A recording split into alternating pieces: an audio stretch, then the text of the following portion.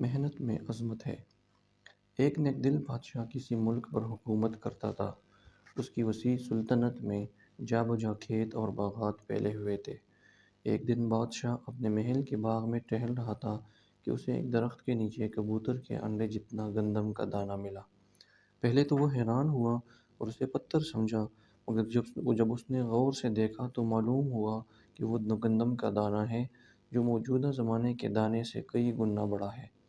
بادشاہ نے فوراً باغ کے مالی کو بلایا اور اس سے پوچھا، ہمیں اس گندم کے دانے کے بارے میں بتاؤ، یہ کہاں سے آیا ہے؟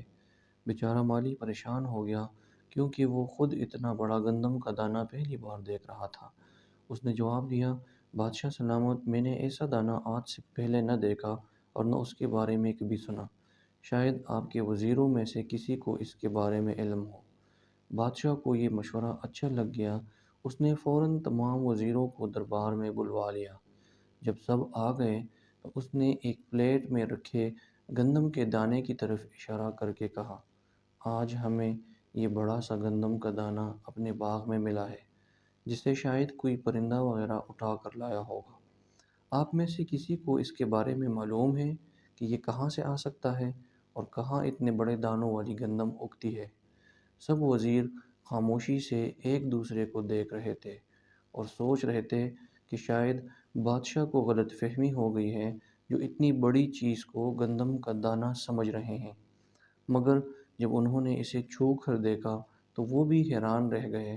کسی کے پاس بادشاہ کی تسلی کے لیے جواب نہ تھا۔ یہ دیکھ کر بادشاہ جھنجھلا گیا۔ اس صورتحال کو دیکھتے ہوئے اس کے ایک دانا اور زیرک وزیر نے اسے مشورہ دیا، بادشاہ سلامت، ہم سب وزیر امور سلطنت میں مصروف رہتے ہیں، اس لیے ہم نے کبھی اس طرف دھیان نہیں دیا۔ میرے خیال میں کسی بوڑھے کسان سے پوچھنا چاہیے جو اس کے بارے میں صحیح معلومات دے سکے۔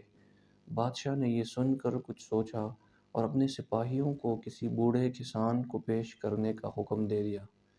کچھ دیر بعد ایک نہایت بوڑھا آدمی دو لاٹھیوں کے سہارے بادشاہ کے پاس پہنچا۔ اس کے بال سفید ہو چکے تھے اور منہ میں دانت بھی نہیں تھے، آنکھیں بھی کمزور تھیں۔ بادشاہ نے بوڑھے کو گندم کا دانہ دکھا کر پوچھا، بزرگوار، کیا آپ نے ایسی گندم کہیں دیکھی ہے؟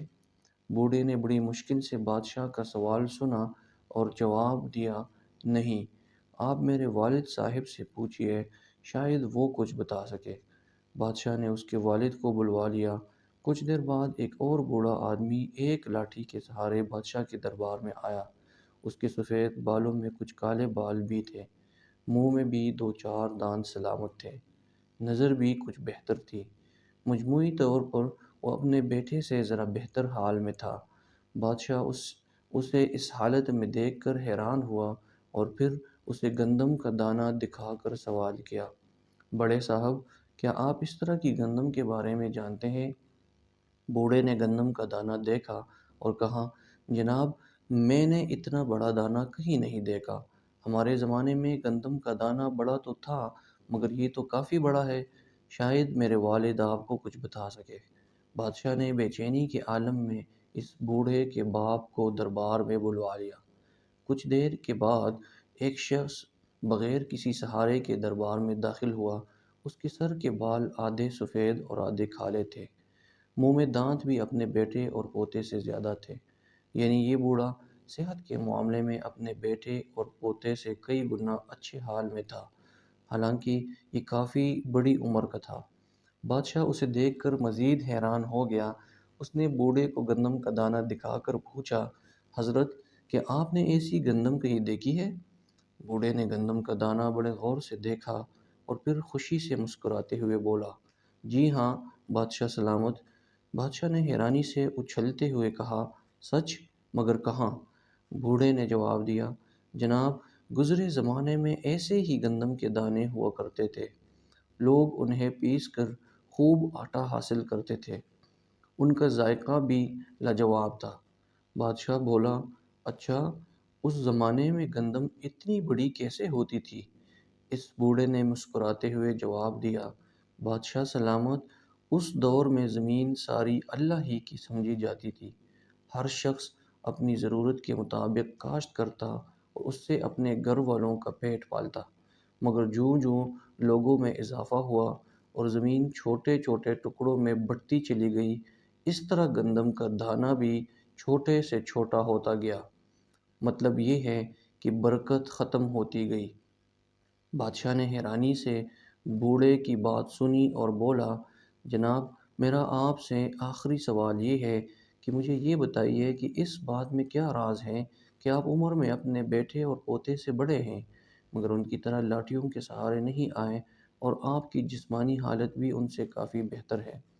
یہ سن کر بوڑھا بولا، بادشاہ سلامت، دراصل بات یہ ہے کہ ہمارے دور میں ہر شخص محنتی تھا، اپنا کام خود کرتا تھا۔ ہم صبح سے شام تک لگاتار محنت کرتے تھے اور کسی دوسرے پر انحصار نہیں کرتے تھے۔ مگر جیسے جیسے زمانہ بدلا، لوگ دوسروں کے محتاج ہوتے گئے۔ کھیتوں میں کام کرنے کے لیے مزدور رکھ لیے گئے اور دیگر سہولیات سے فائدہ اٹھانا شروع کر دیا۔ اس سے وہ کمزور ہوتے چلے گئے۔ میرا بیٹا ایک لاٹھی کے سہار آیا، مطلب اس نے دوسروں پر انحصار تو کیا مگر کچھ کم، جبکہ میرا پوتا 2 لاٹھیوں کے سہارے آیا، مطلب وہ مکمل طور پر دوسروں سے کام لیتا ہے۔ آج کے لوگ اس لیے کمزور اور ناتواں ہیں۔ بادشاہ اس بوڑھے سے بہت متاثر ہوا، اس نے اسے انعام دے کر اپنے دربار میں مشیر رکھ لیا۔